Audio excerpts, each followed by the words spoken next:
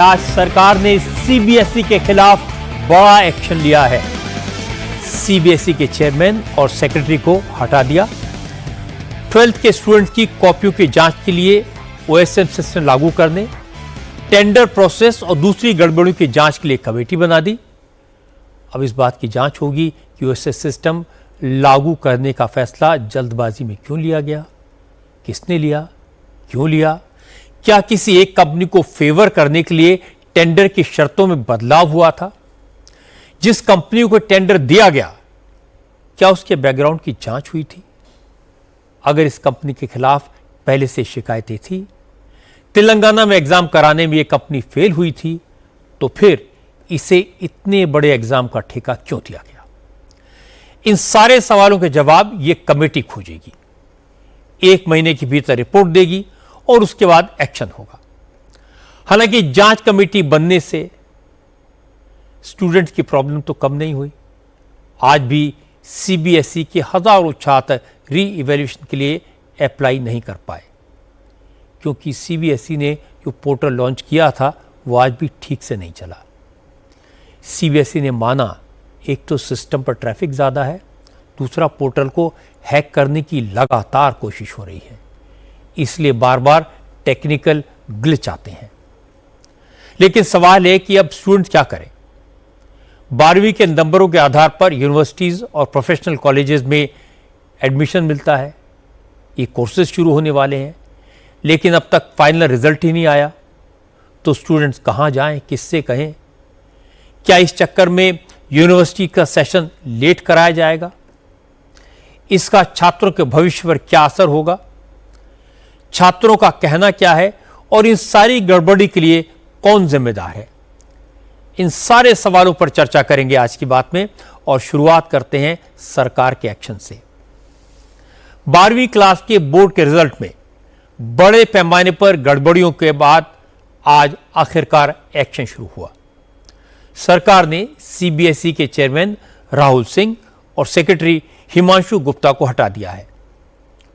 Home ministry में additional secretary LP Sitaram को CBSE का नया चेयरमैन बनाया गया है। सरकार ने ऑन स्क्रीन मार्किंग सिस्टम से जुड़ी शिकायतों की जांच के लिए कमेटी बनाई है। जांच का जिम्मा कैपेसिटी बिल्डिंग कमीशन की चेयरमैन एस राधा चौहान को सौंपा गया है। S Radha Chauhan retired IAS हैं। वो सीबीएसई के सिस्टम को स्टडी करेंगी, ओएसएम सिस्टम को लागू करने के पूरे प्रोसेस को इन्वेस्टिगेट करके 1 महीने में अपनी रिपोर्ट सरकार को देंगी। आज शिक्षा मंत्रालय ने सीबीएसई से ऑन स्क्रीन मार्किंग सिस्टम को लेकर डिटेल्ड रिपोर्ट तलब की। मिनिस्ट्री ने पूछा, क्या आखिरी वक्त में टेंडर की शर्तों में बदलाव किया गया था। ऐसी कंपनी को ठेका क्यों दिया गया जिसके पास इस काम को करने की क्षमता ही नहीं थी। शिक्षा मंत्रालय ने सीबीएसई से यह भी पूछा कि हैदराबाद की कंपनी कोएम्प्ट को किस आधार पर ठेका दिया गया और इसके लिए कौन से अधिकारी जिम्मेदार थे। असल में 12वीं का रिजल्ट आने के बाद से ही मार्किंग सिस्टम पर लगातार सवाल उठ रहे हैं। इसके बाद जब स्टूडेंट्स को आंसर शीट की कॉपियां मिली तो बहुत सारी और गड़बड़ियां सामने आई। पता लगा रोल नंबर किसी का है और आंसर शीट किसी और की मिली। सही सवालों में भी नंबर नहीं दिए गए, स्कैन कॉपी ब्लर्ड है। ये सारी खामियां सामने आई तो हंगामा हुआ। एक स्टूडेंट सार्थक सिद्धांत ने ओएसएम के लिए सीबीएसई की पूरी टेंडरिंग प्रोसेस की गड़बड़ियों को एक्सपोज कर दिया। सार्थक ने दावा किया कि सीबीएसई ने ओएसएम के टेंडर के लिए रिक्वेस्ट फॉर प्रपोजल पिछले साल 28 अगस्त को जारी किया था। ओरिजिनल टेंडर में यह शर्त थी कि टेंडर लेने वाली कंपनी अगर कोई गड़बड़ी करती है तो उसके ऊपर सख्त कार्रवाई होगी। कंपनी को ब्लैकलिस्ट करने का प्रावधान था, लेकिन 20 सितंबर 2025 को सीबीएसई ने ठेके की शर्तों में ढील दे दी, बदलाव किया। ठेका लेने वाली कंपनी को ब्लैकलिस्ट करने की कंडीशन को हटा दिया और 5 दिसंबर को सीबीएसई ने लगभग 40 करोड़ पन्नों की ऑन स्क्रीन मार्किंग का ठेका हैदराबाद की कोएम्प्ट को दे दिया था। हैरानी की बात यह है कि इस साल 17 फरवरी से 12th के एग्जाम शुरू हुए और टीचर्स को एग्जाम शुरू होने से सिर्फ 10 दिन पहले 7 फरवरी को यह जानकारी दी गई कि इस बार ऑन स्क्रीन मार्किंग सिस्टम लागू होगा। टीचर्स को इसके लिए प्रॉपर ट्रेनिंग नहीं दी गई। ठेके की शर्तों में ढील की वजह से अब सीबीएसई गड़बड़ियां करने वाली कंपनी को ब्लैक लिस्ट नहीं कर सकती, उसके ऊपर पेनल्टी लगाई जा सकती है और कॉन्ट्रैक्ट रद्द किया जा सकता है। ये सारे के सारे सवाल आज पार्लियामेंट की स्टैंडिंग कमेटी ने सीबीएसई के चेयरमैन राहुल सिंह और school education secretary Sanjay Kumar से पूछे। राहुल सिंह को तो सरकार ने शाम को हटा दिया, लेकिन उससे पहले आज दोपहर में राहुल सिंह और संजय कुमार पार्लियामेंट्री कमेटी के सामने पेश हुए थे।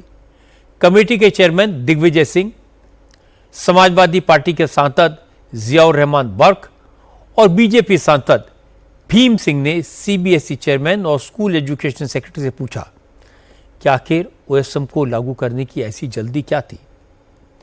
टीचर्स को प्रॉपर ट्रेनिंग दिए बगैर ठेके की शर्तों में ढील देकर ओएसएम लागू करने का फैसला किसने किया। कमेटी ने सीबीएसई के अफसरों से पूछा, जिस कंपनी के पास एक्सपर्टीज नहीं थी, जिसका ट्रैक रिकॉर्ड खराब था, उसको सीबीएसई ने किस आधार पर ओएसएम का ठेका दिया। बच्चों के भविष्य से क्यों खिलवाड़ किया गया। पार्लियामेंट्री कमेटी ने सीबीएसई से कुछ सवालों के लिखित जवाब भी मांगे हैं। और बड़ी बात है कि स्टैंडिंग कमेटी ने सीबीएसई के टेंडर प्रोसेस में हेरफेर को एक्सपोज करने वाले छात्र सार्थक सिद्धांत को भी अपने सामने बुलाया। सार्थक ने कमेटी के सामने प्रेजेंटेशन दिया। यह बताया कि किस तरह सीबीएसई ने अपनी ही गवर्निंग बॉडी की अनदेखी करके जल्दबाजी में ओएसएम सिस्टम को लागू किया। टेंडर की प्रक्रिया को बदलकर कोएम्प्ट को ठेका दिया। कमेटी के मेंबर्स ने सार्थक सिद्धांत की मेहनत की तारीफ की और सीबीएसई के चेयरमैन ने कहा कि अगर उनसे ठीक से काम नहीं हो पा रहा तो वह ऐसे स्टूडेंट की मदद क्यों नहीं लेते। सीबीएसई के चेयरमैन और सेक्रेटरी की छुट्टी हुई, अच्छा हुआ। इनका गेम तो 3-4 दिन पहले ही ओवर हो गया था, पर अगर वो आउट हो जाते तो सोचिए आज पार्लियामेंट्री कमेटी में बाउंसर कौन झेलता। इसलिए जैसे ही मीटिंग खत्म हुई, फरमान जारी हो गया, क्योंकि सीबीएसई ने कोई कसर नहीं छोड़ी। जल्दबाजी में ओएसएम लागू किया, खराब ट्रैक रिकॉर्ड वाली कंपनी को ठेका दिया, कॉन्ट्रैक्ट के एसओपी में बदलाव किए। अब जांच होगी तो पता चलेगा इसमें किसने कितना माल उड़ाया।